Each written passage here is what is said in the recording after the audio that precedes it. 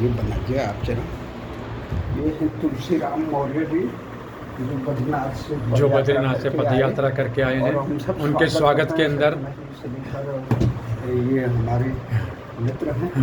तमाम हम उनको हार्दिक शुभकामनाएं देते हैं, उनके साहस को बधाई देते हैं जो उन्होंने इतना लंबी यात्रा करके, और वो भी देश के कल्याण के लिए।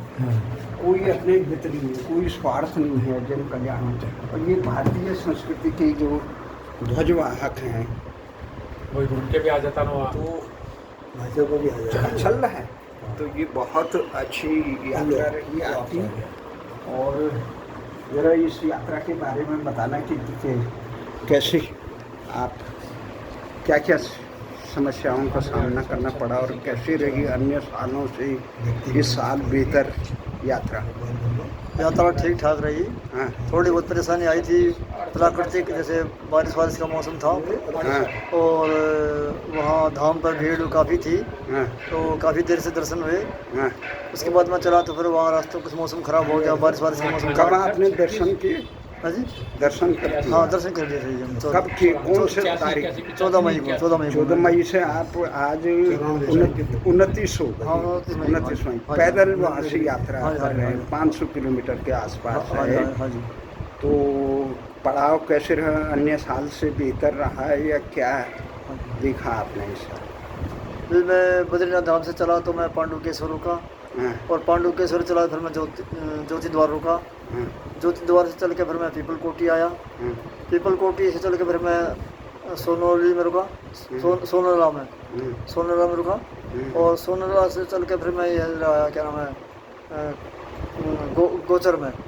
गोचर के आगे नगरासुर रुका, नगरासुर में रुका। हाँ, और नगरासुर से चल के फिर मैं रुद्रप्रयाग आया। रुद्रप्रयाग आकर फिर मैं थोड़ा इधर वो क्या नाम है, वो है कलसोड़ के पास वो धौला देवी का मंदिर है ना, इससे थोड़ा सा पहले ही वो एक भंडारा था वहाँ लगा हुआ था, हरियाणा वाला था, वहाँ रुका था। और फिर हाँ जी। और उसके बाद फिर मैं वहाँ से चल के मैं इधर श्रीनगर पहुँच गया था। अच्छा, श्रीनगर पहुँच के फिर मैं थोड़ा और आगे निकल गया था, क्या नाम है ये उसका नहीं, वो क्या नाम है, बागबान से थोड़ा सा पहले एक मंदिर था, वहाँ ठहरा था। और वहाँ से चल के फिर मैं वहाँ रोका था तीन धारा पे।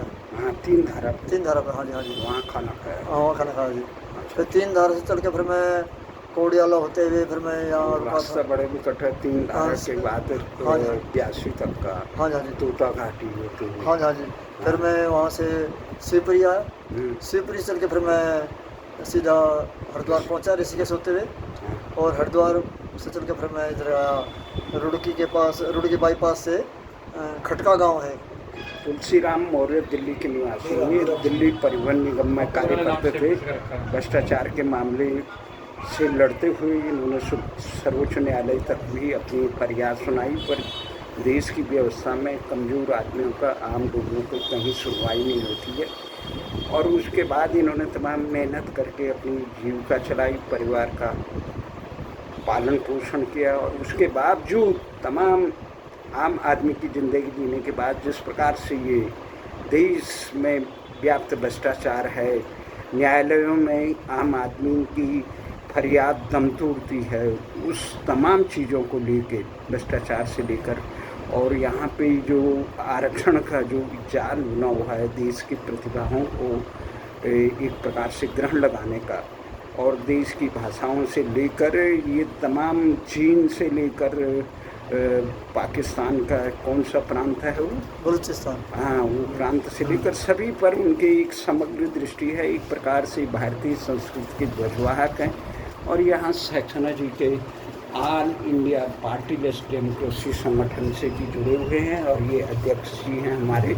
और अध्यक्ष जी किस प्रकार से एक ज़बरदस्त जिज्ञासा है इनके अंदर, और एक ज़बरदस्त ढंग से ये एक इच्छा शक्ति को लेकर कई सालों से, 2-3 साल तो मुझे भी होते देखते हुए, कई सालों से ये संघर्ष कर रहे हैं। तो इनके बारे में आपने अभी तक अपनी पार्टी में भी देखा और इन्हें ये हमसे भी कई बार अनुरोध किया कि आप आइए इधर उनसे मिलिए, तो आप इनके बारे में बताइए ज़रा। जी, तुलसी दी एक ऐसे समाज के व्यक्तित्व हैं जो अपने बारे में कम और समाज के बारे में ज़्यादा सोचते हैं। तो ऐसा व्यक्तित्व अगर हमें मिला है तो हमें उसको सहेजना है, उसका साथ देना है और उसकी आवाज़ को बुलंद करना है, क्योंकि वो अपने बारे में कम सोचते हैं। समाज की परेशानियों में, समाज की एकता के बारे में, समाज जो बढ़ रहा है धर्म के नाम पे, जाति के नाम पे, विभिन्न वर्गों में अमीर गरीब के नाम से खाई बढ़ती चली जा रही है, तो वो जनता की हर उस समस्या को उजागर करते हैं। अपनी इस यात्रा में जा कर के हर साल वो जाते हैं बद्रीनाथ से और केदारनाथ तक पैदल पद यात्रा करते हैं। तो ऐसे आदमी को 100 बार नमन है हमारा कि वो देश में ऐसा बदलाव अपनी यात्रा के द्वारा करना चाहते हैं, लोगों में जन जागृति पैदा करना चाहते हैं। ऐसे लोग देश के लिए बड़े ही अमूल्य साबित होंगे और ये देश की धरोहर भी बनेंगे। हमें इनका ध्यान रखना चाहिए। ये पार्टी लेस संगठन से जुड़े हैं, ये प्रभावित रहे, तो आप जरा प्रकाश डालेंगे। ये पार्टी लेस जो आपका संगठन है, जनता ही राजा है, और जो लोकतंत्र का जो मूल अवधारणा है उसके बारे में कुछ बताइए। जी, पार्टी लेस का मतलब ये है कि जितनी राजनीतिक पार्टियां हैं, इनकी जो कार्यशैली है, जो पिछले 73 सालों से हम देखते चले आ रहे हैं, कहीं ना कहीं शुरू में हम लोगों को आज़ादी का वो था कि भाई आज़ादी मिली थी, बड़ी मुसीबतों से, बड़े परिश्रमों से, बड़ी इसके लिए कठिनाइयाँ झेलनी पड़ी। तो जब ये आज़ादी मिली तो ये सारा पार्टियां बनी, चुनाव आयोग बना, रिप्रेजेंटेशन ऑफ पीपल एक्ट ला करके राजनीतिक पार्टियों का रजिस्ट्रेशन कराया गया और उन्हें मान्यता दी गई, चुनाव चिन्ह दिया गया। लेकिन धीरे धीरे समय बढ़ता गया और एक समय अब ऐसा आ गया कि वो जो प्रवृत्ति चली आ रही थी, एक लोगों में भावना थी कि इन लोगों ने देश को आज़ाद कराई, ये वो लोग हैं जो देशभक्त लोग हैं। लेकिन धीरे धीरे आके जब भ्रष्टाचार बढ़ा और एक उसकी सीमा पहुंची कि वो सीमा को लांघना शुरू कर दिया, तो हमें लगा कि अब ये वो लोग नहीं रहे। अब इसमें ऐसे लोग हैं कि जिनकी कार्यशैली, उनके कार्य करने का तरीका, जनता के बारे में ना सोचना, जनता को दबी कुचली, पीड़ित, शोषित, वंचित, भयभीत, डरपोक, यानी जो शब्द ये गलत से गलत बोल सकते हैं वो इन्होंने दिया और उसको उस हालत में पहुंचा भी दिया। तो हमारा ये मानना ये है कि जब इस जनता की जन समस्याएं का निराकरण होगा तो और वो स्वतः ही अपने को राजा जैसा महसूस करेगी, अपने को मालिक जैसा महसूस करेगी। तो हमारा एक ही कहना है कि अब राजनेता नहीं होने चाहिए, अब वो लोग चुन के जाएंगे जिन्होंने समाज में जनसेवा की हो, अर्थात वो जनसेवक हों। तो अब राजनेता राजा नहीं जनसेवक होगा और जनता मालिक होगी, अर्थात उसे राजा जैसा एहसास होगा। अब राजनीति नहीं होगी, राष्ट्रभक्ति की जाएगी। ये हमारा कहना है, हम लोग इसके लिए कार्यरत हैं। बहुत धन्यवाद, आपको लिए हार्दिक शुभकामनाएं। और इस अवसर पर हमारे मित्र भी जुड़े हुए हैं, हम उनसे अनुरोध करेंगे कि आप ये हमारे तुलसी राम जी की जो बद्रीनाथ से यहाँ तक की पद यात्रा है, इसके बारे में कुछ प्रकाश डालें। हमारे तुलसी राम मौर्य जी एक बहुत ही अच्छा कार्य करते हैं। हर साल परिचय दीजिए। मेरा नाम प्रदीप। व्यक्ति का निर्माण समस्याओं का समाधान। अगर हम व्यक्ति का निर्माण कर दें तो समस्याओं का समाधान हो जाएगा। हम चाहते हैं जो हमारे तुलसी राम मौर्य जी कर रहे हैं उसी के आधार पर हम कार्य करना चाहते हैं कि लोग हमारे देश के अंदर जनतंत्र आए, जनतंत्र आएगा तो जनतंत्र का विकास, देश का विकास, भारत समस्या मुक्त होगा।